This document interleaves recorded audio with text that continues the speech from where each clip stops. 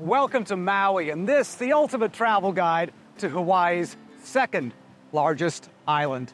In this video, I'll show you how to get here, how to get around, where to stay, where to eat, where to grab a good coffee, because that's very important, of course, and what there is to do and see in the Valley Isle. Most visitors fly into the Kahului Airport on Maui. Kahului is fairly central on the island and is about a 1-hour drive to either Kaanapali or about a 30 to 40-minute drive to Kihei and Wailea. You can also travel to Maui on a ferry from other islands or by cruise ship. While Maui does have public transportation, renting a car is by far the best way to explore the island at your own pace. It's recommended you book a rental car if that's what you do well in advance, as they can be in high demand, especially during the peak tourist seasons. There are several regions on Maui where you can stay, and they include the west, the south, the east, central, and upcountry. And of course, you could choose to stay in a resort area or in a vacation rental. The west side of Maui includes the resort areas of Kaanapali and Kapalua. These regions include large, high-end resorts as well as long-stay vacation rentals. Now, a quick word about Lahaina, one of my favorite places on the island.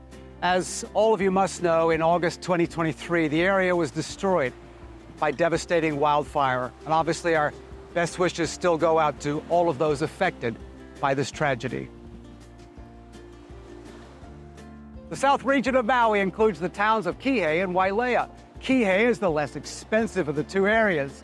Wailea, well, not so inexpensive. Wailea is the home to Four Seasons, Grand Wailea, the Andaz Maui, and the Wailea Beach Resort.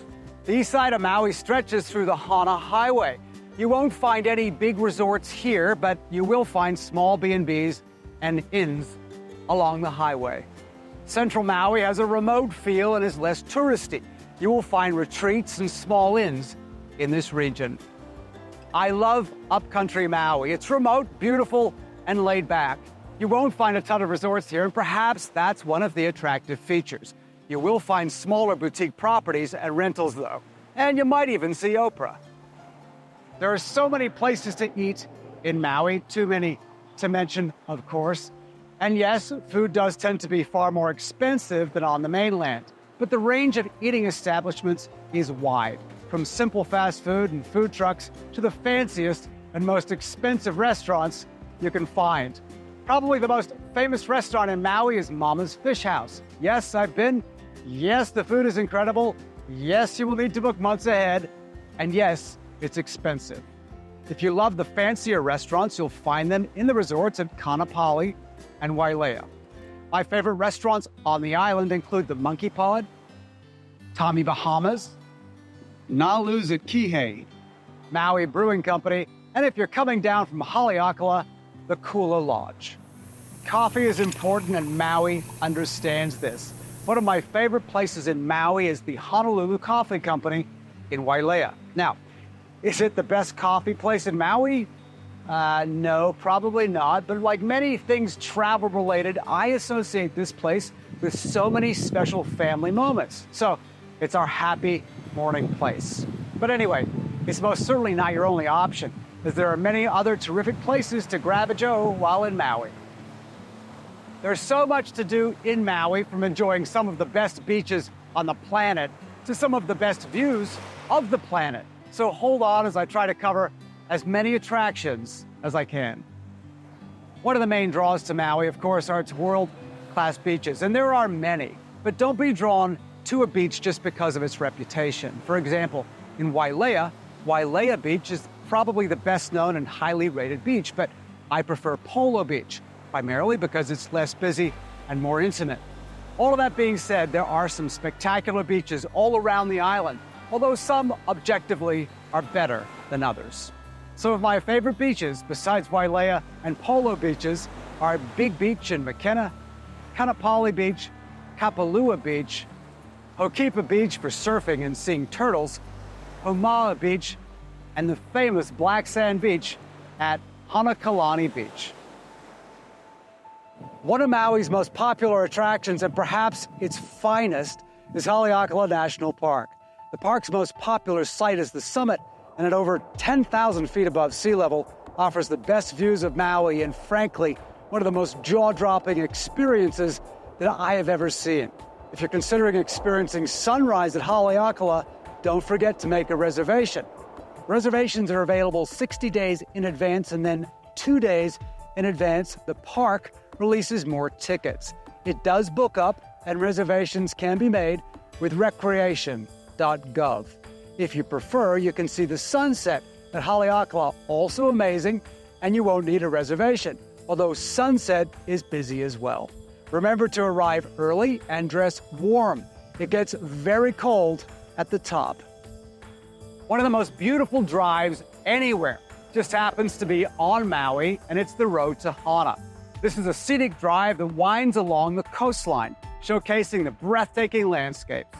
The journey takes you through lush rainforests, past waterfalls, and offers stunning coastal views.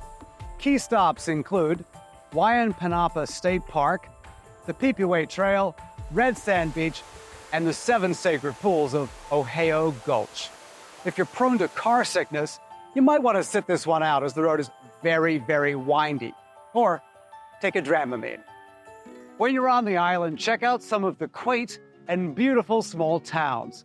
We've already mentioned Lahaina, and of course, once they rebuild and reopen, please support this special town.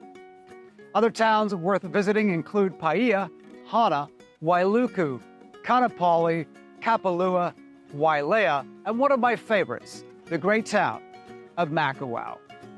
If you're planning a trip to Hawaii, please check out my other videos and subscribe to the channel. Thanks. If you love boating, then consider taking a boat trip to Maui Crater. Maui features a partially submerged volcano crater that is known for its pristine waters and vibrant marine life. Not surprisingly, this is also a popular place for snorkeling and diving. The Maui Ocean Center is an aquarium and oceanography center and is the largest living tropical reef aquarium in the Western Hemisphere. The center highlights live coral displays and sea life endemic to the Hawaiian area.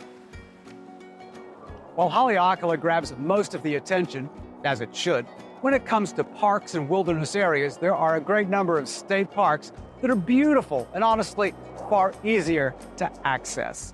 If you enjoy hiking or getting away from some of the crowds, then spend some time in one of these beautiful parks.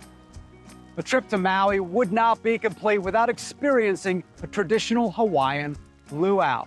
These cultural celebrations not only showcase captivating hula performances, but also feature a feast of local cuisine and some very weak Mai Tais.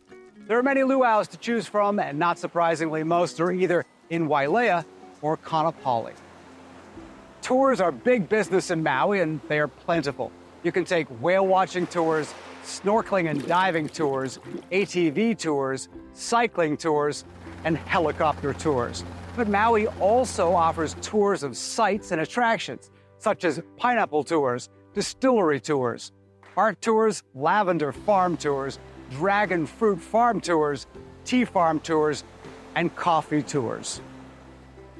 Maui is home to some of the world's most beautiful beaches, and it's these beaches and the ocean that surrounds the island that gives life to many of the popular recreational activities here.